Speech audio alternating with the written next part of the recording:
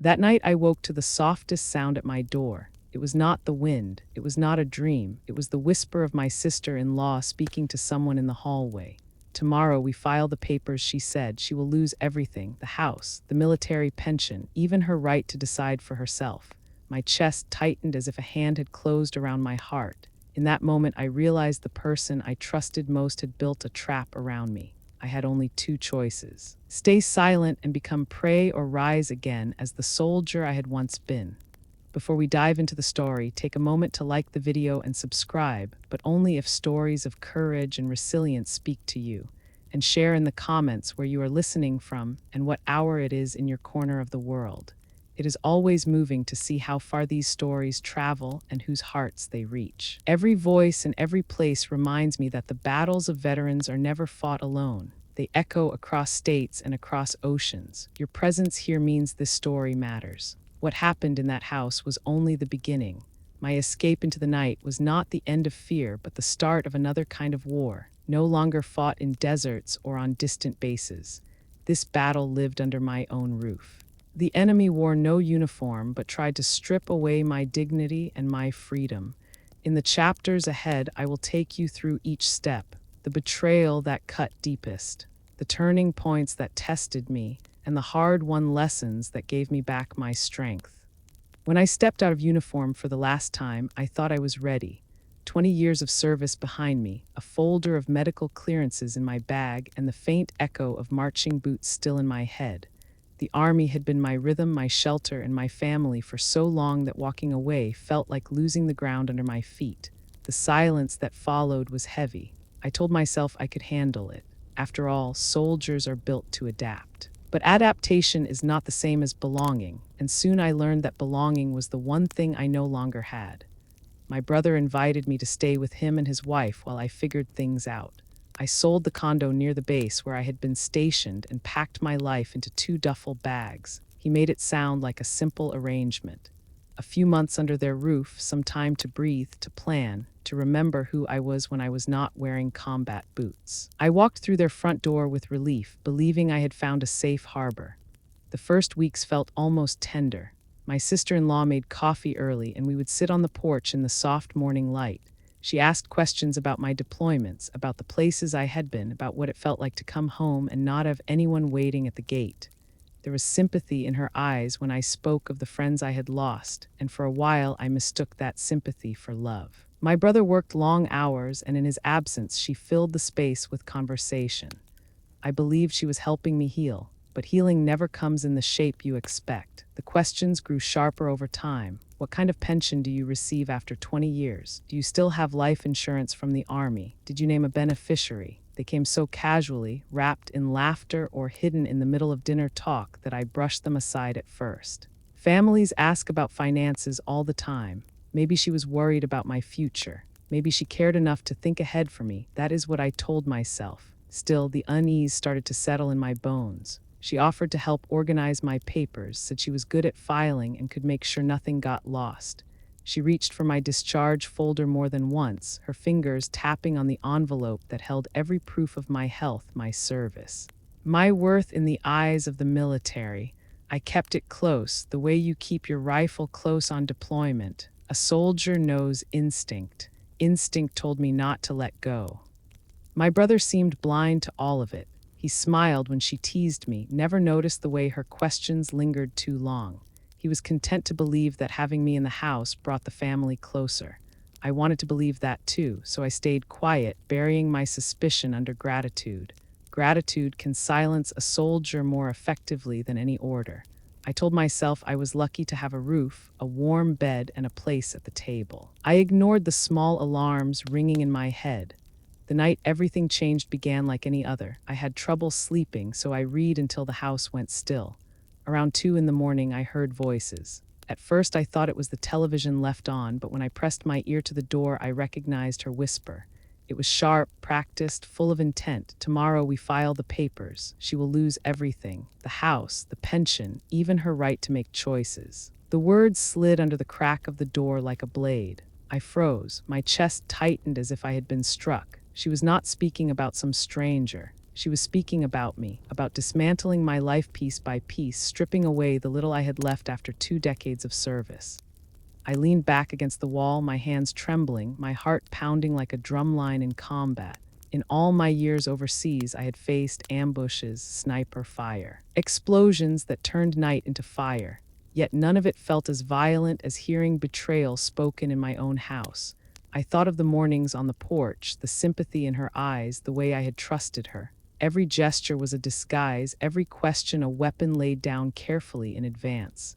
I did not hear my brother that night, only her. She was speaking to someone on the phone, giving instructions, making promises. Words like guardianship and court and control echoed through the dark.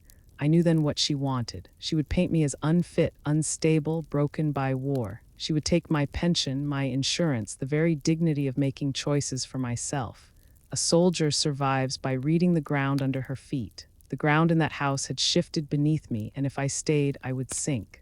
I sat in silence for a long time. The kind of silence that belongs to foxholes and lonely watch posts. Every instinct screamed that I had to move. Soldiers do not wait to be captured. We find a way out, even if it means walking into the night alone. That night I was not in a foreign desert or a jungle far from home.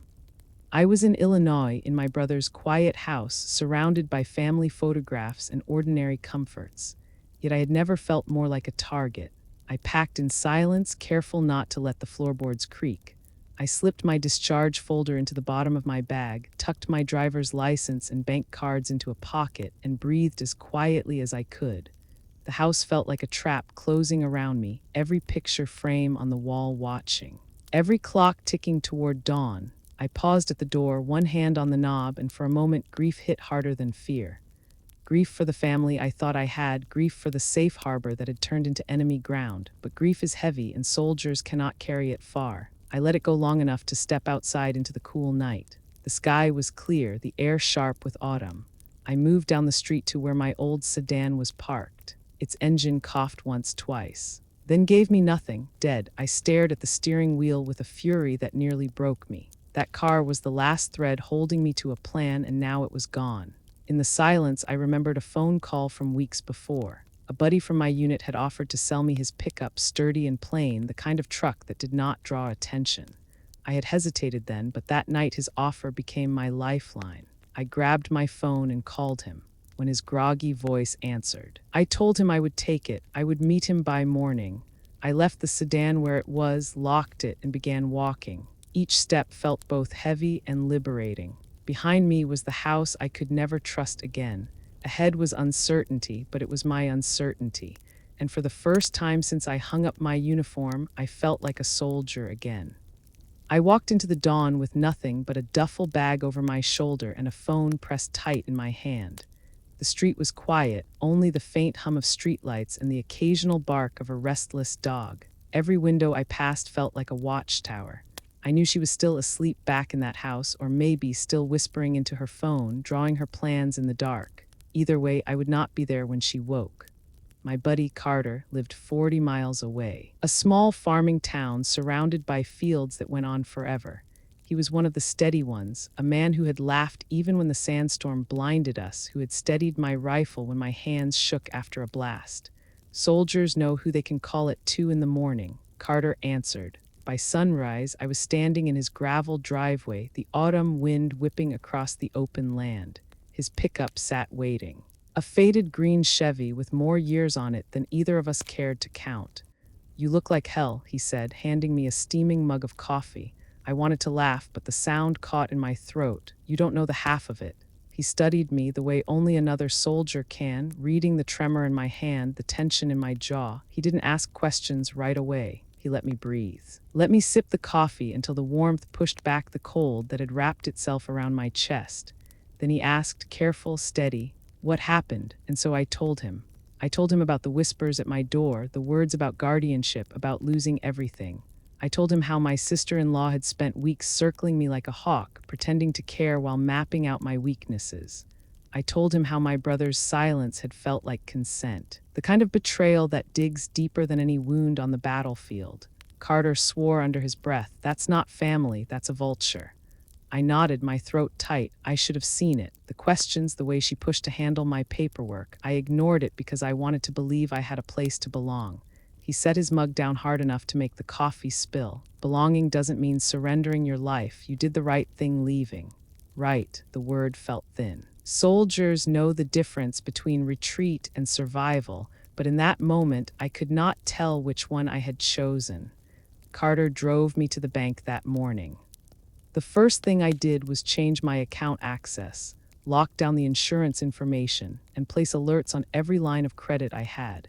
It felt like building a perimeter around myself, sandbags stacked high, guard posts set at every corner. Only this time, the enemy was not armed insurgents, but a woman who had married into my family. The banker looked at me strangely when I asked if anyone had tried to access my accounts in the last week. There had been attempts. 3 of them, each time the password had been wrong, but the pattern was there. My stomach dropped. She had already begun. Carter drove me back to his farm and pressed the keys to the Chevy into my hand. Take it, pay me when you can. Just get out of here, stay ahead of her. I gripped the keys, the weight of them heavy with both gratitude and shame. Gratitude for his loyalty. Shame that I had let my life narrow down to this, a woman running from her own blood. That night, I rented a room at a small motel off the highway. The kind of place where the carpet smelled like cigarettes and the walls were too thin, but the clerk asked no questions.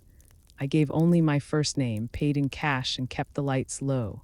Sitting on the edge of that bed, I stared at the folder in my lap. Inside were the documents that proved who I was: honorable discharge, medical clearance, letters of commendation, proof that I was still whole, still capable, proof that I was not the broken shell she wanted to present to a court. I thought of the words she had whispered: guardianship, control. Those words were not just legal terms, they were shackles. They meant erasing me, making me disappear inside paperwork that declared me incompetent. For someone like me, who had led squads through minefields and negotiated ceasefires under fire, the thought of being labeled helpless was worse than death. I stayed awake until morning, listening to the trucks roar past on the highway, my mind racing through every detail of the last weeks. The way she had asked about my insurance, the way she had touched the folder, the way she had smiled when my brother laughed as if she already owned both of us. Each memory was a puzzle piece, and when I put them together, they formed a picture of someone who had never once seen me as family, only as opportunity. 2 days later, I drove the Chevy back into town under a different route. I needed supplies. At the store, I caught sight of my brother. He did not see me. He was standing by the pharmacy counter, phone to his ear, his posture tense. I did not hear the words, but I knew who was on the other end. He was still with her, still silent, still complicit.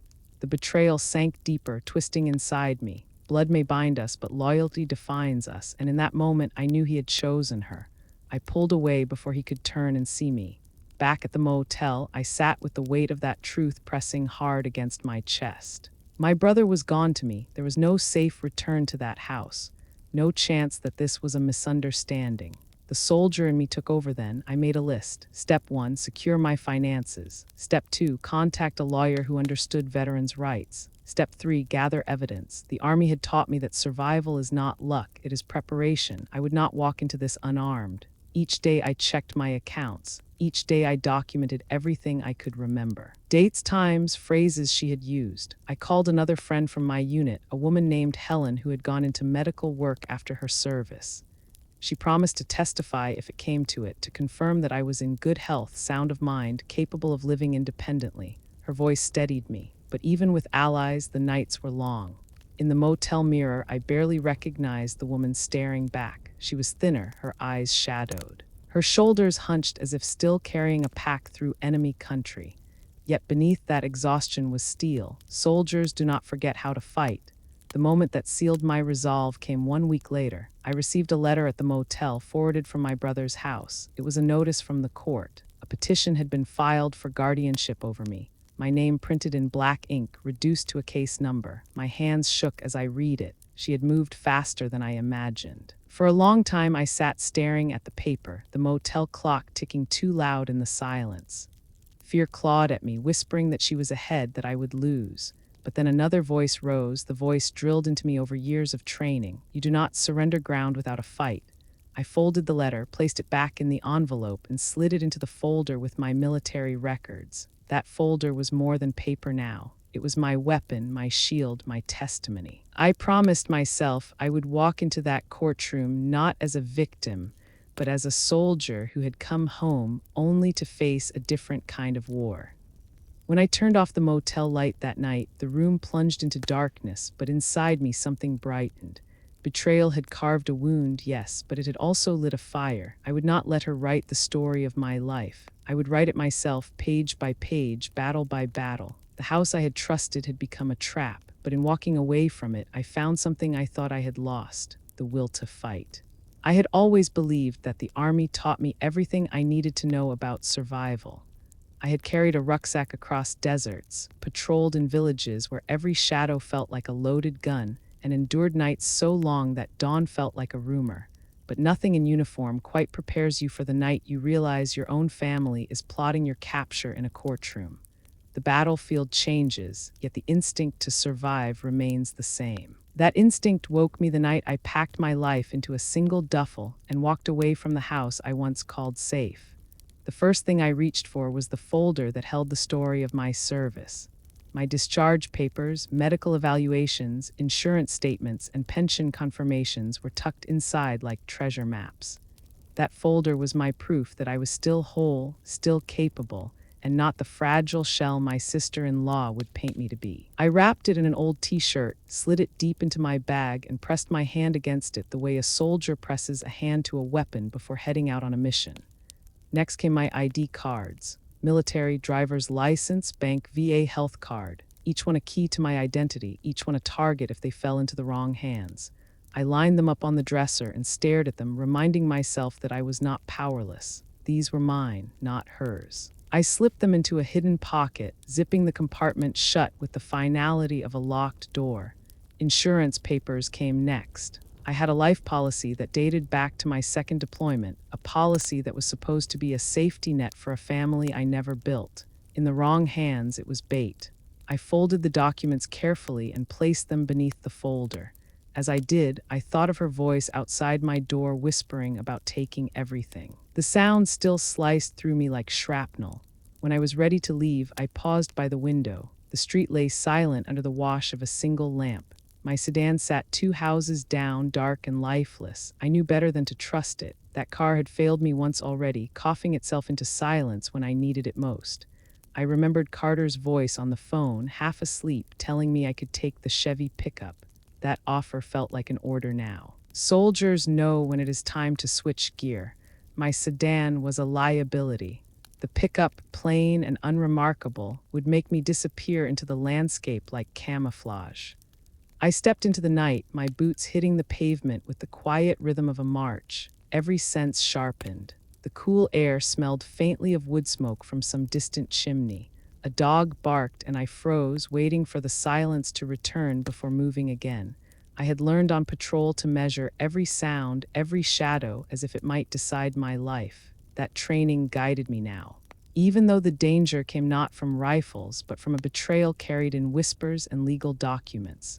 By the time I reached Carter's place, the sky was a pale gray, the horizon stretching open over the fields. His farm was tucked away off a dirt road, the kind of place where nothing happened quickly and secrets could stay buried in the soil. He met me on the porch, his broad frame filling the doorway, a mug of coffee in his hand. He did not flinch at the sight of me standing there with exhaustion stamped across my face. "Keys are yours," he said, nodding toward the truck in the drive. "She will not follow you in that, too ordinary, too invisible." I wanted to collapse with relief, but instead I straightened my shoulders and nodded. Soldiers do not show weakness at the handoff. We accept the mission and move. The Chevy was older, its paint dulled by years of sun. But the engine roared to life on the first try. The sound steadied me. I set my duffel on the seat beside me, one hand resting on it as if it were a fellow passenger. Then I drove, leaving the farm behind, leaving the town behind, leaving the house that had turned into enemy ground behind. I headed toward a small town near my last duty station. The base had closed years ago, but the town still carried the ghost of its presence. Cheap motels lined the main strip, their neon signs flickering with promises of vacancy and cable TV. I pulled into one with faded blue doors and a row of trucks parked outside. the kind of place where nobody looked twice at a tired woman carrying a heavy bag. The clerk barely glanced at me. I gave only my first name, slid cash across the counter, and accepted a key attached to a plastic tag worn smooth from years of use. He did not ask for ID. He did not ask where I came from. That anonymity wrapped around me like a blanket. Inside the room, the air smelled of disinfectant and stale smoke. The bedspread was patterned with shapes that reminded me of desert Como, and the carpet muffled my footsteps with a softness that felt wrong.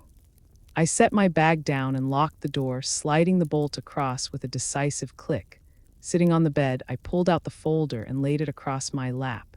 I read through the documents as if rehearsing for battle. Each page confirmed my strength, my capability, my independence. I studied them the way a soldier studies a map, knowing that when the time came, these papers would be my terrain.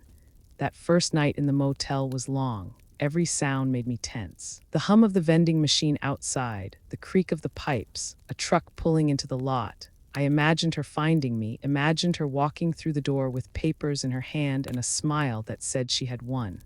I checked the locks again and again, pacing the small room like a guard on duty. Somewhere between midnight and dawn, I remembered the words of my old drill sergeant. Discipline is not about the enemy, it is about you. You either master yourself or you give yourself away. I forced myself to slow my breathing, to set my mind in order, to list out what needed to be done.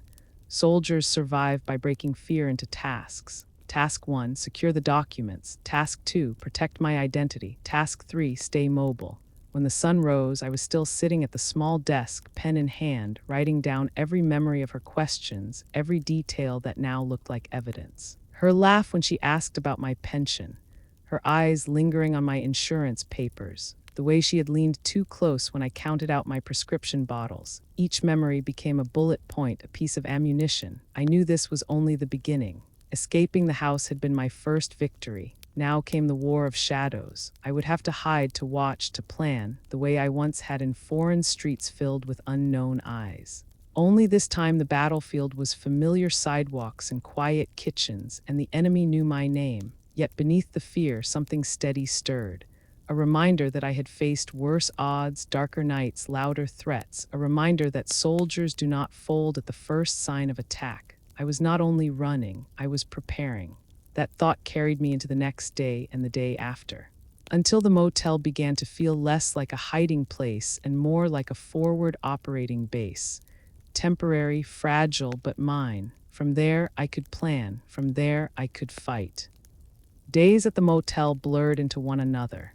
I kept the curtains drawn, the television low, the truck parked 2 spaces down so no one could easily connect me to the room.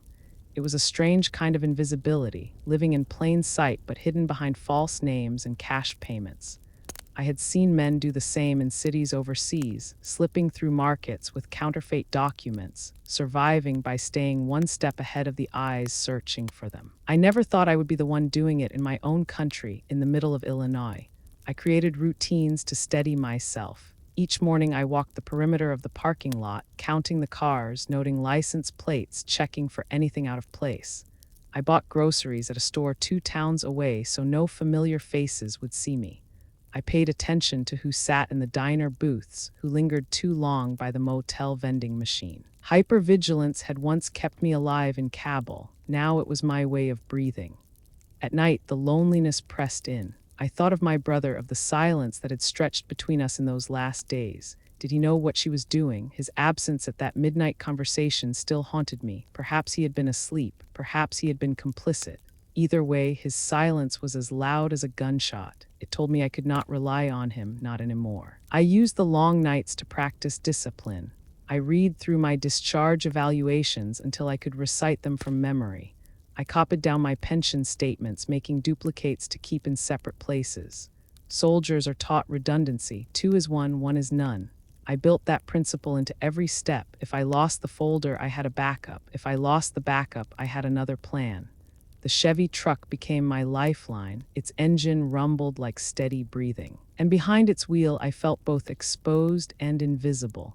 I kept its tank half full, never more, never less, enough to get out fast, but not enough to tempt me into long drives that risked exposure.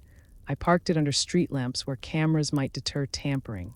Each night, I double-checked the doors, the tires, the space under the chassis. It sounds paranoid, but paranoia is simply vigilance sharpened by experience. One evening, I caught sight of a familiar shape in the rearview mirror. A gray sedan had been behind me through 3 turns. My pulse kicked hard. I tested it, circling back toward the highway, slowing suddenly, then speeding up. The sedan followed for a while, then turned away. Maybe it was nothing, but I knew how hunters stalk their prey, and I had no intention of being caught unaware. That night, I did not sleep. I sat at the small desk again, pen in hand, and wrote down every possible vulnerability. Phone records, credit cards, medical appointments, every trail that could be traced back to me. I remembered what my sister-in-law had once asked over dinner. Do you use online banking or just the branch? Her tone had been light, but now the memory felt heavy. The next morning, I drove to the bank in a neighboring county and met with a manager face to face. I asked for new account numbers, new cards, fresh security questions. She raised her eyebrows but complied when I showed her my military ID and the letter I had received from the court. When she slid the new papers across the desk, I felt as if I had put sandbags between myself and the flood. Back at the motel, I laid everything out on the bed. Discharge folder, insurance documents, new banking papers, my arsenal. I lined them up like weapons before a mission, rehearsing how I would use them when the time came. This was not paranoia. This was preparation. Still, fear crept in at the edges. One night, someone knocked on the wrong door down the hall and I froze, clutching the folder to my chest until the footsteps faded. Another night, I heard laughter in the parking lot and convinced myself it was her voice carried through the dark. My mind replayed that midnight whisper outside my bedroom door over and over. Tomorrow we file the papers. She will lose everything. I forced myself to counter those whispers with the voice of my drill sergeant. Control your fear or it controls you. I practiced breathing exercises, the kind we used before combat patrols. I reminded myself that fear was only energy and energy could be directed. Each time the anxiety rose, I turned it into a task. Secure the door, pack the bag, review the evidence, write down the memories. Action dulled the terror. 2 weeks into the escape, Carter called. He asked if I was eating, if I was sleeping. I lied about both. He offered to let me stay at his farm, but I knew better than to put him in danger. If she suspected where I had gone, his loyalty could cost him more than he deserved. I thanked him, promised to stay safe, and hung up. Soldiers carry burdens alone. It is how we keep others from being crushed by their weight.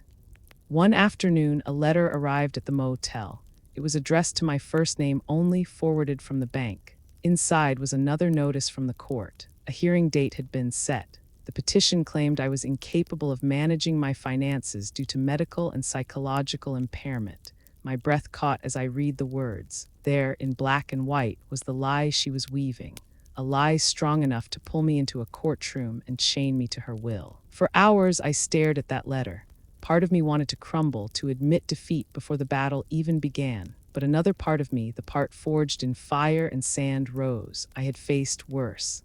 I had walked into rooms filled with men who wanted me dead. I had stood at memorials for friends who never came home. I would not surrender now, not to her, not to a court, not to anyone. That night, I packed my bag again, tighter this time. I moved the folder into a waterproof sleeve, slid the duplicates into a second envelope, and taped it beneath the truck seat.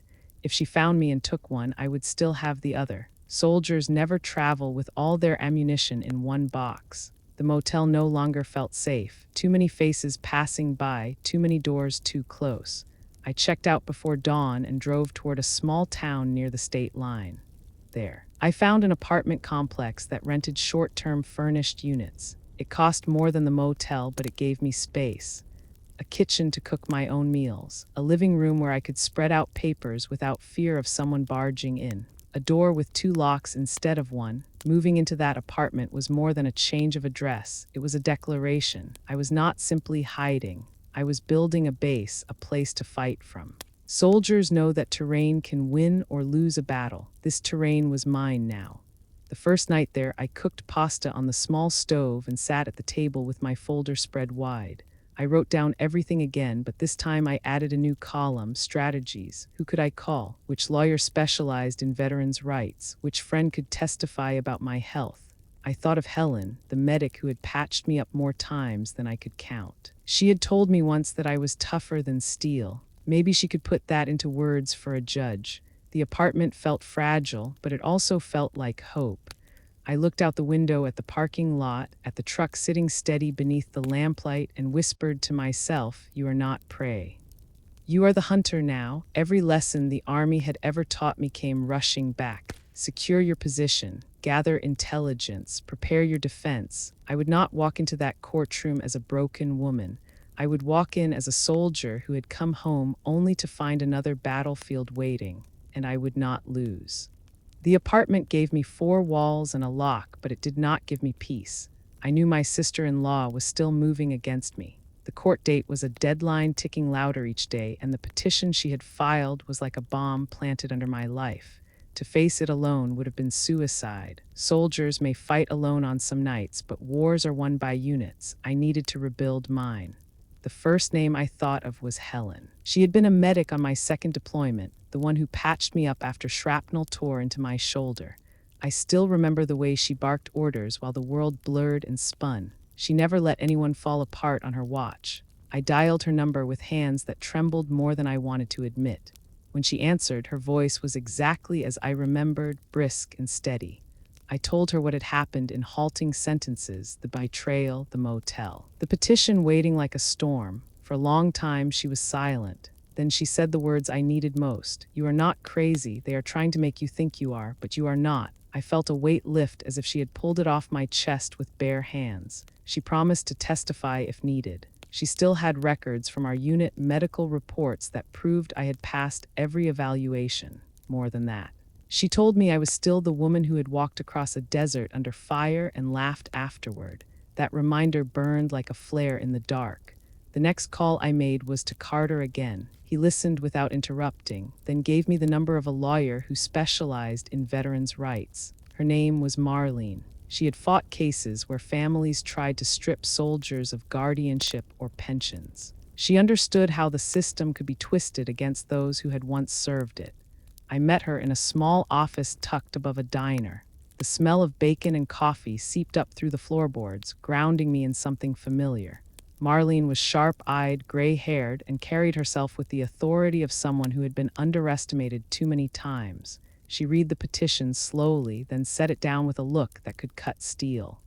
"They are claiming medical incompetence," she said, "which means they filed false reports. If they can convince a judge you are not capable of managing your affairs, they take everything. But I know this play. I have beaten it before."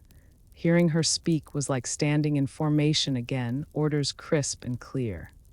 She told me what I needed: copies of my most recent evaluations, statements from doctors who had treated me, testimony from those who had served with me.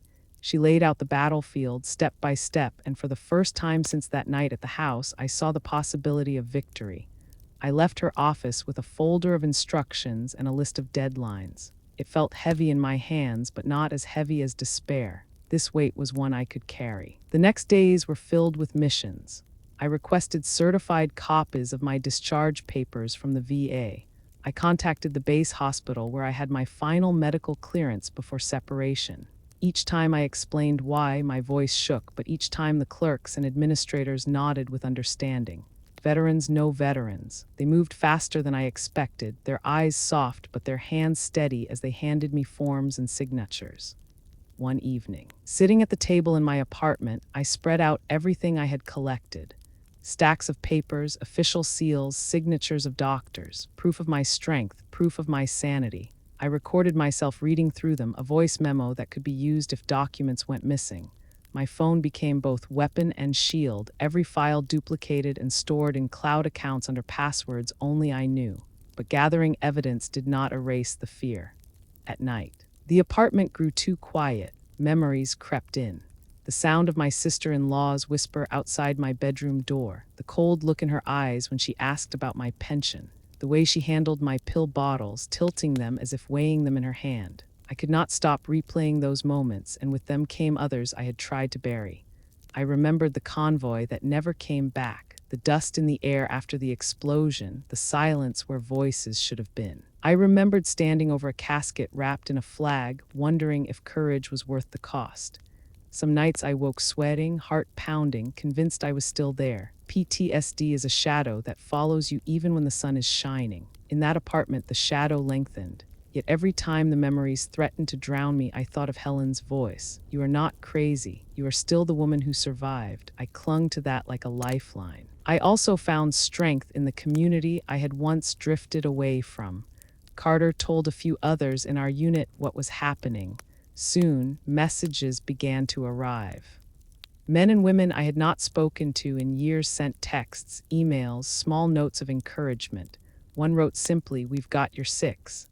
Another said, "Remember who you are." Each word was a sandbag against the flood, proof that I was not alone in this fight. At Marlene's urging, I also began recording any interactions connected to my sister-in-law. Phone calls, voicemails, even letters she sent to my brother. One message she left on his machine mentioned my fragile mental state and the need for proper supervision. When Marlene heard it, she nodded grimly. "This is fabrication. The more of this we gather, the stronger we get." For the first time, I felt the balance shift. She was no longer the only one building a case. I was building mine. Still, there were nights when doubt whispered louder than hope. I would stare at the ceiling and wonder if the judge would believe her lies over my truth. I feared being silenced, stripped of every right I had fought for. But then I would look at the papers spread across my table, at the signatures of doctors who had declared me fit, at the emails from comrades who had seen me stand in fire and not break. And I reminded myself that battles are won not by fear, but by persistence.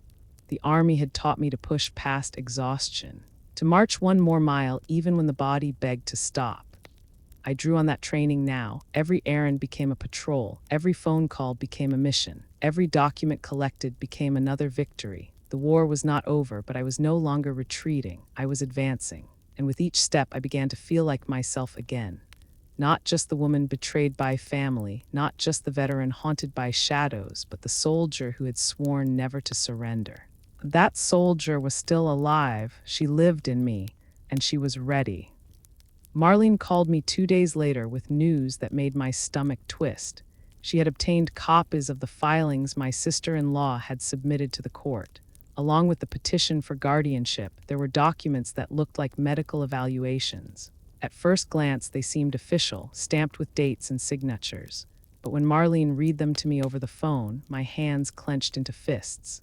The reports claimed I had memory loss, erratic behavior, and signs of early cognitive decline. None of it was true. They forged this, Marlene said flatly, or they convinced someone to draft it under false pretenses. Either way, we can challenge it, but we need your real medical file as soon as possible. Without it, the judge could assume their reports carry weight.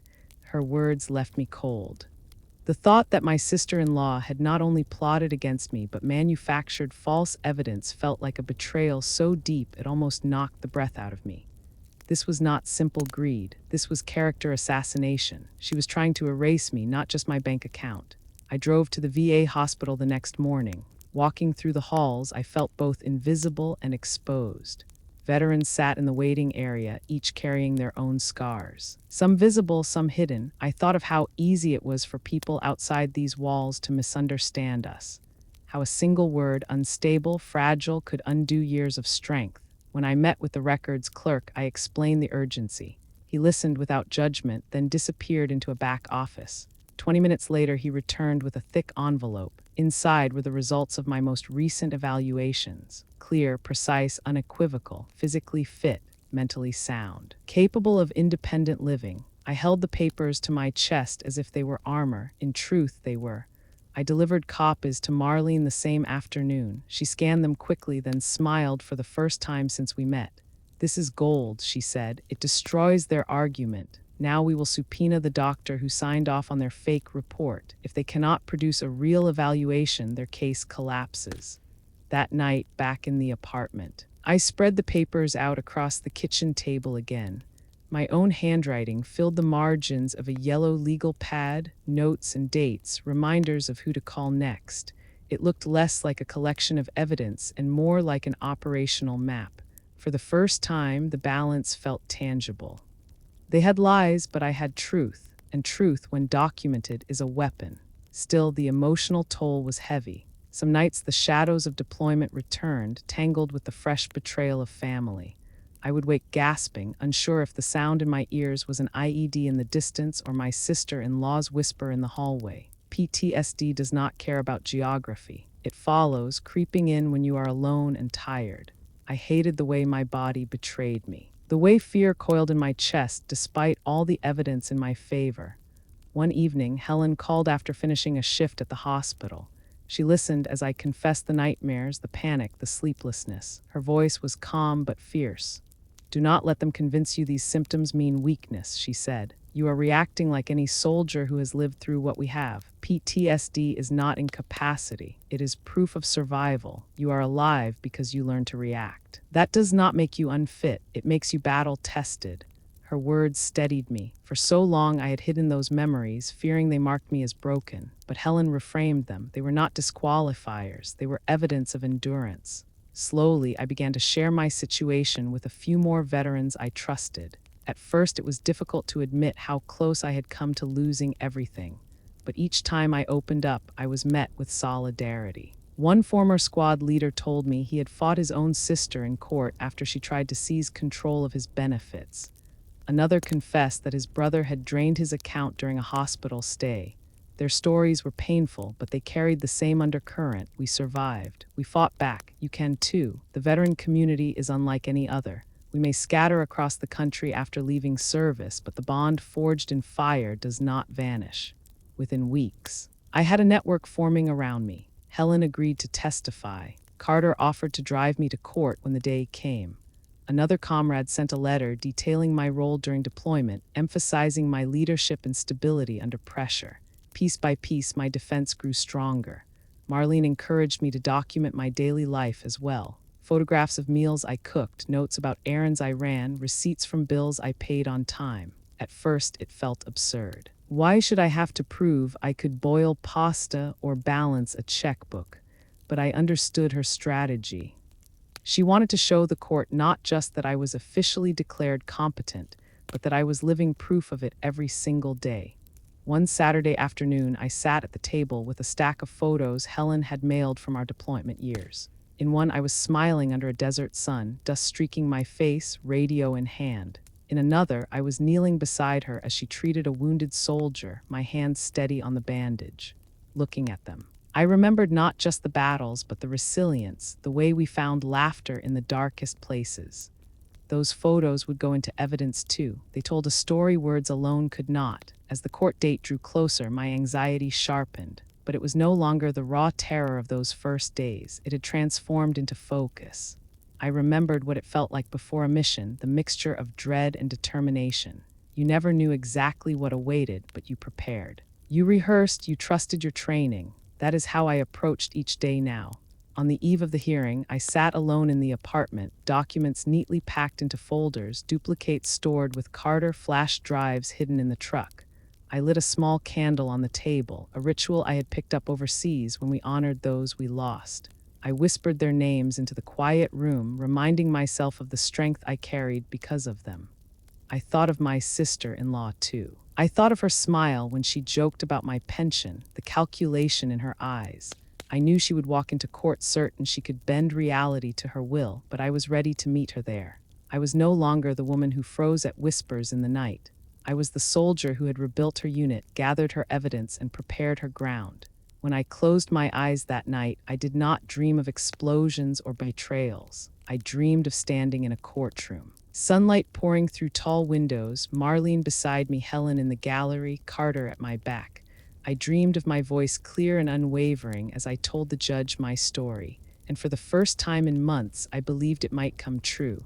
The battle was not over, but my army was assembled, and I was no longer running. I was ready to fight. The morning I spotted the gray sedan again, I knew the walls around me were thinner than I wanted to believe. I had been careful, disciplined, methodical in my routines, but even the best defenses can be tested. When I caught the car idling near the corner of the complex, its driver half hidden behind tinted glass, my body reacted before my mind could catch up. The breath caught in my throat, my hands trembled, and for an instant it felt like I was back overseas. Pinned down by eyes I could not see, I did not confront the car. Soldiers learn when to fight and when to withdraw. That afternoon, I packed my bag again and moved into a different apartment across town. It was smaller, cramped, barely more than a room with a kitchenette, but it gave me what I needed most: anonymity. Every move had to be unpredictable. Every trail had to be blurred. I told Marlene about the car the next morning, and she nodded as if she had expected it. "They are watching you," she said. "They want to catch you unguarded, to find some shred of behavior they can twist into evidence." She leaned forward across her desk, her eyes unyielding. "We will not let them. From now on, you document everything. Dates, times, places. If you see that car again, write it down. If anyone contacts you, record it. You need to be as relentless as they are." Her words stiffened my resolve. I remembered what my drill sergeant had told us once: discipline is the armor you never take off. So I carried that armor with me. Every receipt, every phone call, every detail was logged. I became my own intelligence officer, and my life became a mission report. The weeks that followed were heavy with silence and shadows. I often wondered what she told my brother when I was gone. Did she paint me as unstable, wandering, incapable of living alone? Did he believe her? Or worse, did he know the truth and stay silent because it served him? That uncertainty cut deeper than the betrayal itself. Then came the family meeting. Marlene insisted on it. "Let us drag the truth into the light," she said. "If your brother will not confront it, then we will." She arranged for a neutral space at her office, a long wooden table surrounded by chairs. She invited my sister-in-law, my brother, and a family friend who agreed to act as witness. It was a controlled battlefield, and I knew we were walking straight into the heart of the fight. I prepared the way I always had before a mission: documents organized in binders, evidence labeled and easy to access. My allies positioned, Marlene to my left, Helen behind me, silent but solid as bedrock. When I walked into that room, I did not feel like a victim. I felt like a soldier entering a briefing before deployment. They were already there when I arrived. My sister-in-law sat with her hands folded neatly, her expression serene as if she had nothing to fear. My brother sat beside her, shoulders slumped, eyes avoiding mine. I studied his face, searching for some sign of the man who once protected me, who once promised to have my back. All I saw was silence. Marlene began. She laid the false medical reports on the table and slid them across to my sister-in-law. "Explain these," she said, her voice sharp, "because we have certified evaluations from the VA that contradict every word." For the first time, I saw my sister-in-law's mask falter, her lips pressed tight, her eyes darting to my brother. She tried to speak, to weave her lies, but Marlene cut her off. "You filed these as evidence in a court of law. Do you understand the gravity of that?" I watched as the weight of those words settled. The room seemed to grow smaller, the air tighter. The witness leaned forward, his brow furrowed. Helen's presence behind me was like a steadying hand on my shoulder, silent assurance that I was not alone. My voice finally rose. It shook at first, then steadied. "I served 20 years, I said. I passed every evaluation, every test. I came home scarred, yes, but not incapable. What you did was not just betrayal. It was an attempt to erase me, to turn me into a ghost while I am still alive." My brother's eyes flickered then, but he said nothing. That silence hurt worse than any words she had ever thrown at me. It was the silence of consent, the silence of someone who had chosen comfort over courage. Marlene pressed further, producing recordings of voicemails, copies of emails, and the bank statements that showed attempts to access my accounts. Each piece of evidence was a nail hammered into the coffin of her defense. My sister-in-law's composure cracked little by little, but still she denied, still she tried to paint me as paranoid. Then Helen spoke. Her voice was calm, professional, but it carried the authority of someone who had saved lives under fire. She described my service, my steadiness under pressure, the evaluations she had witnessed herself. "This woman is not incapable," she said. "She is one of the strongest I have ever known. To suggest otherwise is not only false, it is insulting to every veteran who has carried trauma and still lived with dignity." Her words rang in the room like a bell. I saw the witness nod slowly, his eyes shifting toward my sister-in-law with something close to disgust. Still, my brother said nothing. That silence carved me open. I had hoped for at least one word, one gesture, to show that he had been trapped in her lies as much as I had been. Instead, he sat heavy in his chair, eyes down, his hand resting near hers on the table.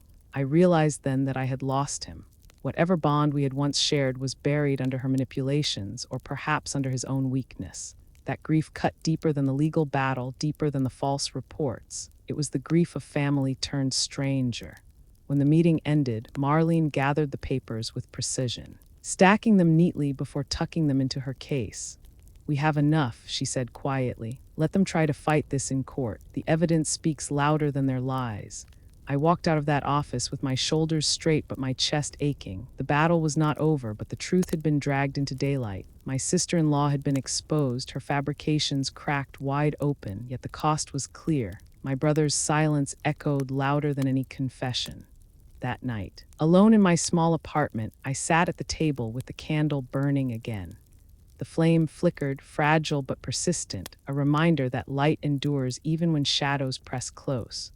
I whispered the names of those I had lost overseas, asking them to steady me once more. Then I whispered my brother's name too, not as a prayer for his strength, but as a farewell. Some battles leave scars you can live with. Others leave empty spaces where love once was. Both are survivable, but neither are forgotten. I closed my eyes and let the silence settle, knowing the next battle would be in a courtroom, but also knowing I had already won something important. I had refused to be erased. The morning after the family meeting, I woke with the heavy feeling of both victory and loss.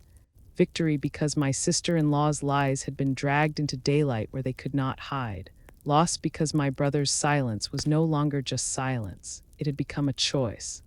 I stared at the ceiling for a long time, listening to the hum of the refrigerator, the faint traffic on the street outside, the ordinary noises of an ordinary morning. None of it could drown out the truth. He had chosen her side. I pulled myself up and moved through the motions of the day. Coffee, shower, notebook open on the table, but every task felt heavier, as if grief had tied weights to my hands. My mind kept replaying the moment his eyes dropped, the way he avoided looking at me while Marlene laid out the evidence. It was not ignorance anymore. It was compliance. And that wound cut deeper than any betrayal she had orchestrated. Marlene called later that morning. Her voice was brisk, full of the precision that had become my anchor. She outlined the next steps for court, the subpoenas she had already filed, the witnesses she was preparing. I listened carefully, writing notes in my practiced soldier's hand, but part of me drifted. She must have heard it because she stopped mid-sentence and said, "I know what you lost yesterday, but you also saw how strong your case is. Do not let grief blur your focus. Let it sharpen you." Her words landed like an order in the field. Orders steady you when emotions threaten to unravel discipline. I took a deep breath, straightened in my chair, and wrote in bold letters at the top of the page, "Do not surrender to silence." The days that followed tested me. Twice I noticed the same sedan parked on the street near my building. Once I caught a glimpse of a man leaning against it, his phone in hand, pretending to scroll. I did not confront him. Instead, I recorded the time, the license plate, and called Marlene. "They are watching you harder now," she said. "It means they know they are losing." Her calm steadiness reminded me of Helen in the middle of chaos, never rattled, always assessing. I made adjustments. I varied my routes, changed grocery stores, parked the truck in different spots. It felt exhausting at times, this constant vigilance, but it also reminded me of what I had once been trained to do. I remembered night patrols in villages where danger hid behind every door. This was not so different. The geography had changed, but the discipline was the same. At night, I found myself writing letters I never sent. Letters to my brother, filled with memories of childhood, of us racing bikes down the hill, of him patching up my scraped knees. I wrote of the day I shipped out for basic training, the hug he gave me, the promise that he would always be proud. Then I wrote of now, of the silence that felt like abandonment. I never mailed them. They sat folded in a drawer. Reminders of a bond I could not revive. One evening, Helen came by. She brought takeout and sat with me at the small kitchen table, the papers and folders pushed aside. We ate in silence for a while before she spoke. "You know, soldiers are trained to survive ambushes. The first strike is never the end. It is the test. You regroup, you rearm, and you push back. That is what you are doing now." Her words sank deep. I had been framing myself as prey, as someone hunted by lies and betrayal. But she was right. I had regrouped, I had rearmed, and I was preparing to push back. The family meeting had not only exposed the betrayal, it had shifted the balance. My sister-in-law's composure cracked in front of witnesses. The false medical reports were in Marlene's possession now, and subpoenas would soon force accountability. They had played their hand, and it was riddled with holes. Still, the cost weighed heavy. Trust, once broken, does not mend with evidence. I could never again look at my brother without remembering that silence. It was a grief I carried quietly, tucked between the folds of strategy and preparation. As the court date drew near, Marlene suggested we hold one more gathering, not with family this time, but with allies. Carter came, Helen joined, and 2 other veterans I had served with drove in from out of state. We met in Marlene's office, documents spread across the long table. Voices steady as we rehearsed testimony. At one point, Carter looked at me and said, "You are stronger now than I have ever seen you. Do not forget that." His words warmed me, but they also reminded me of the price of this strength. It had been forged in betrayal, hammered into shape by grief. That night, when everyone left, I lingered in the office. Marlene stacked the papers with her usual precision, then paused and looked at me. "Tomorrow they may come at you with more lies. They may twist your service, your memories, your struggles. Do not let them turn your scars into weakness. Scars are proof you survived. Judges respect survivors." I carried her words with me as I drove back to the apartment. The night air was cool, the streets mostly empty. When I parked the truck, I sat for a long moment, looking at the reflection of the street lamp in the windshield. My life had been reduced to shadows and documents, to strategies and countermeasures. But beneath it all was something unshakable. I was still standing. Before I went inside, I whispered aloud, as if speaking to the night itself, "You will not erase me." The candle burned again on my table that evening, steady and bright.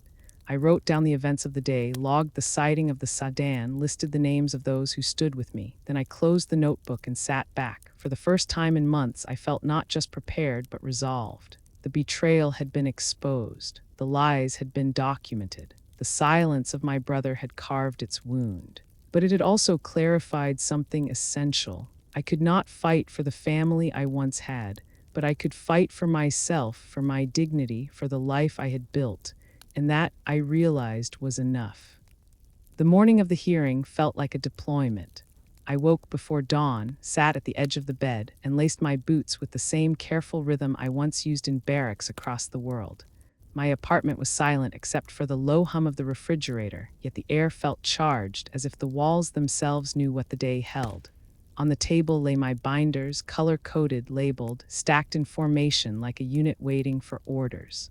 Beside them was a single candle stub, the one I had lit on nights when fear threatened to consume me. I touched it for luck, then gathered my evidence. Driving to the courthouse, the streets looked ordinary, but every detail seemed heightened. The click of the turn signal, the glare of the sun breaking over rooftops, the low rumble of the truck beneath me. Soldiers know that before any battle, the world sharpens into clarity. Every sound is louder, every shadow more defined. I pulled into the parking lot and cut the engine. Sitting for a moment with both hands on the wheel, my pulse pounded in my ears. I whispered aloud, steady and low, "You have faced worse. This is just another mission." Inside the courthouse, the air smelled faintly of old wood and paper. Marble floors stretched beneath my boots, echoing each step like a drumbeat. Carter met me near the entrance, his presence solid and reassuring. Helen was already upstairs, waiting outside the courtroom. When I saw her, I felt steadier, as if her very stance reminded me that we had survived far darker nights together. My sister-in-law arrived minutes later, her suit pressed, her hair perfectly in place. She carried herself with the smug confidence of someone certain victory was within reach. My brother trailed beside her, shoulders slumped, his eyes fixed on the floor. He did not look at me. I wanted him to, wanted some flicker of recognition, some reminder that he still saw me as his sister. Instead, he adjusted his tie and sat down without a word. That silence hit me harder than any insult. The bailiff called the room to order. The judge, a stern woman with steel gray hair, took her seat. Her eyes swept across the courtroom, pausing on each of us as if weighing the truth before a word had even been spoken. She outlined the case, her tone measured. Guardianship petitions, she reminded us, require clear and convincing evidence that an individual cannot manage their own affairs. The burden of proof rests with the petitioner. Her words struck me like a promise. The truth would have its day. The opposing attorney began, sliding the forged medical reports across the table with theatrical care. He spoke of my so-called instability, of my supposed lapses in judgment, of my PTSD as though it were a verdict in itself. He painted me as fragile, dependent, incapable of independence. Each word cut, not because it was true, but because it was the story my sister-in-law had woven so carefully. I kept my face still, my breath steady, remembering Helen's words, "PTSD does not mean broken, it means alive." When the attorney sat down, my sister-in-law lifted her chin, her lips curving in a faint smile. She believed she had won already. My brother still did not meet my gaze. Then Marlene stood. Her presence filled the room not with volume, but with precision. She began with the certified records from the VA, laying them before the judge. Each page bore the seal and signature of doctors who had evaluated me thoroughly. Physically fit, mentally sound, fully capable. Her voice was calm but firm as she read the statements aloud. "These are official, Your Honor, verified. They directly contradict the claims in the petition." She turned next to the recording. The room fell silent as my sister-in-law's whisper filled the air. Tinny threw the speaker, but undeniable. "Tomorrow we file. She will lose everything." My stomach twisted hearing it again, but the effect was electric. The judge's brow furrowed, her eyes narrowing as she leaned forward. Across the aisle, my sister-in-law's face drained of color. Marlene did not stop there. She presented bank statements showing unauthorized attempts to access my accounts, emails laced with manipulations, voicemails hinting at fabricated weakness. Piece by piece, the web of lies unraveled. Each document was a strike, each testimony a shield raised on my behalf. Helen took the stand next. She spoke with the authority of a medic who had held lives in her hands. She described my steadiness in combat, my leadership under pressure, my ability to endure trauma without losing clarity. Her voice did not waver as she looked directly at the judge.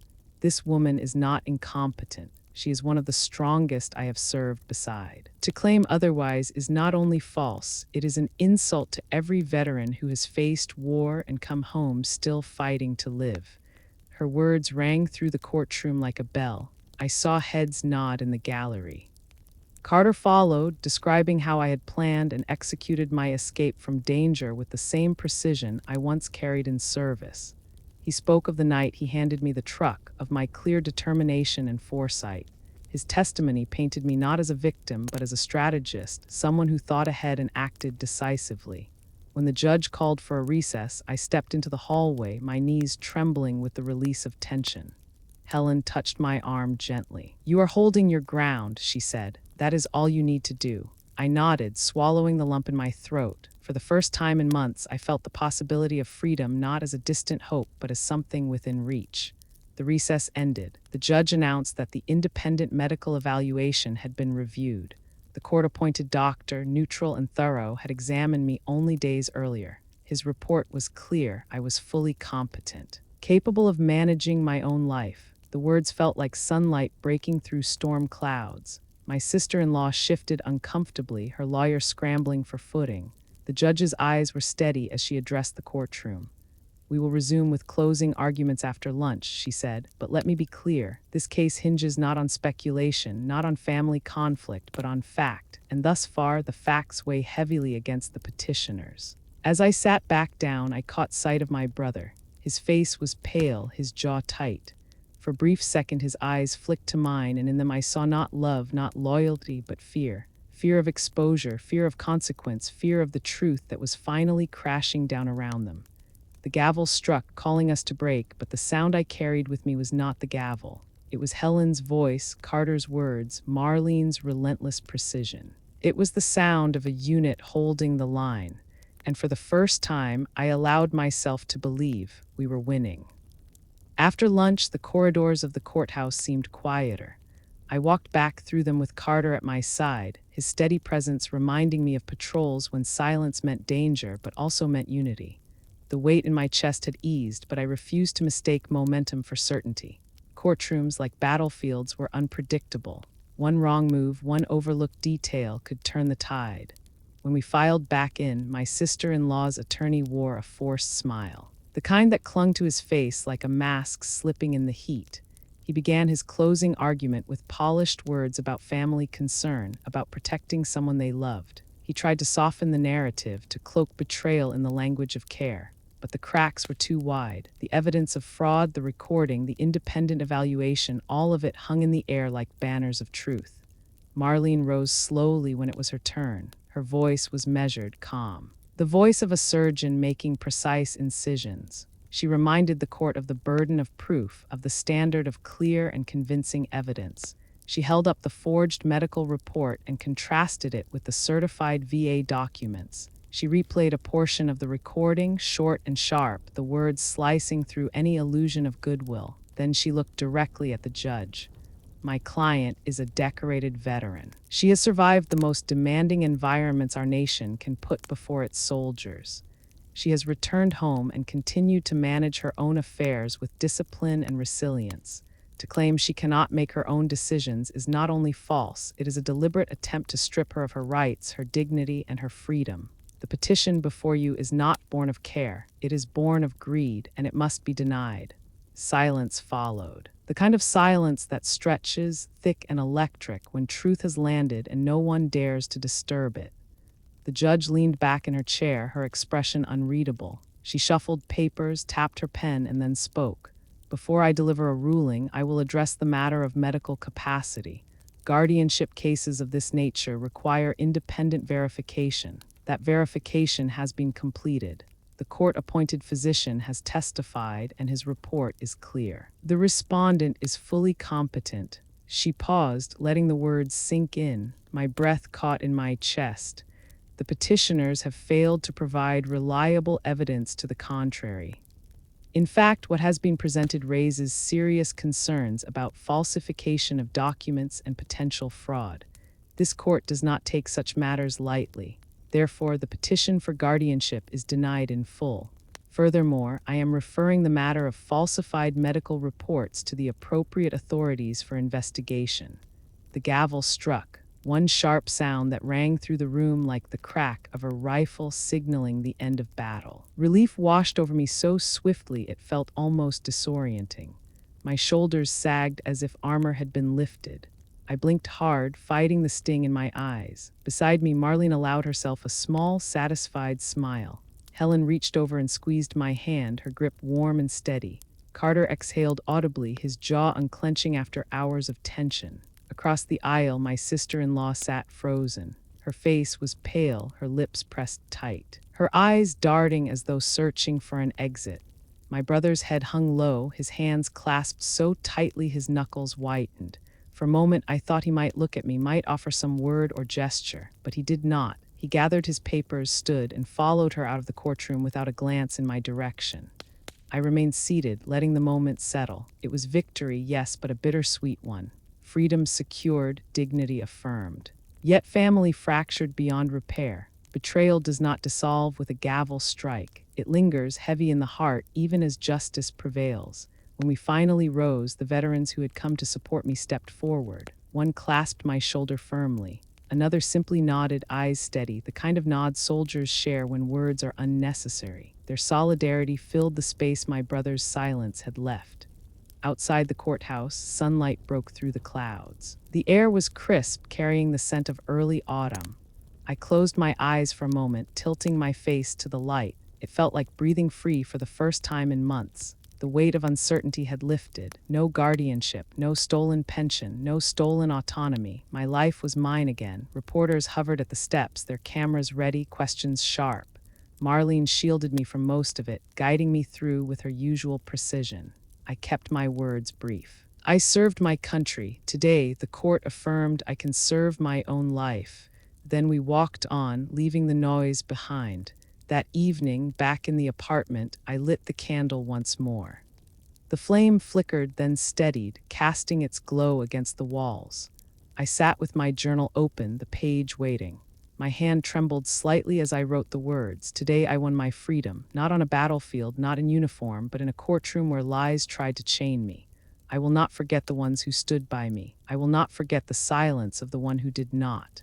The benefits I had earned, my pension, my insurance, my independence, remained intact. Yet what mattered most was not the money or the paperwork. It was the affirmation that I was still myself, that the years of service, the scars I carried, had not stripped me of my right to live freely. I thought of the soldiers who had come before me, of those still fighting their own battles back home. I thought of how betrayal can wound deeper than war, but also how resilience can grow stronger in its shadow. My story was only one among many, but tonight it was mine. And it ended with the truth intact. As the candle burned low, I whispered to the quiet room, "You tried to erase me, you failed." The hardest battles are not always fought in desert heat or foreign jungles. Sometimes they unfold across a kitchen table, in whispered schemes behind closed doors, in the silence of those we once trusted most. Out there on the battlefield, enemies wear uniforms. You know who you are facing. At home, betrayal hides behind familiar faces, and that wound cuts far deeper. When I look back on these months, what strikes me most is not only the danger I faced, but the strength I discovered. I learned that resilience is not just surviving combat. It is standing tall when those you love try to strip away your dignity. It is refusing to surrender your voice even when others speak over it. It is finding clarity in the middle of chaos and saying, "I will not be erased." I chose to rise, not only for myself, but for every veteran who has walked this lonely road. I know too well how easy it is for us to be targeted, for the very systems meant to honor us to be twisted against us. That is why I made a decision. I joined a veteran support group that fights for those who have been exploited or silenced. Together, we share resources, offer legal aid, and remind each other that we are not alone. Serving in uniform was one chapter of my life. Standing up for fellow veterans is the next. The lesson I carry forward is this: true strength is not measured by the battles you win abroad. It is measured by how you hold onto your dignity when the fight comes to your doorstep. It is measured by the way you stand back up, even when betrayal knocks the breath out of you. And perhaps most importantly, it is measured by the hope you leave behind for someone else who is struggling in the dark. I will always remember the silence of my brother, but I will also remember the voices that rose to stand with me.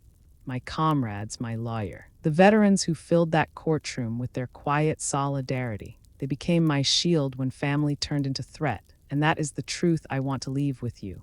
Enemies can try to take away your freedom, but they cannot touch your worth unless you hand it over. If my story reached you tonight, if it stirred something in your heart, know this: you are not alone in your fight. There is always a way forward, always a reason to hold on to hope. If this story touched you, consider subscribing to Military Revenge for more stories of courage, justice, and resilience. And remember, sometimes survival is just the beginning of a greater fight.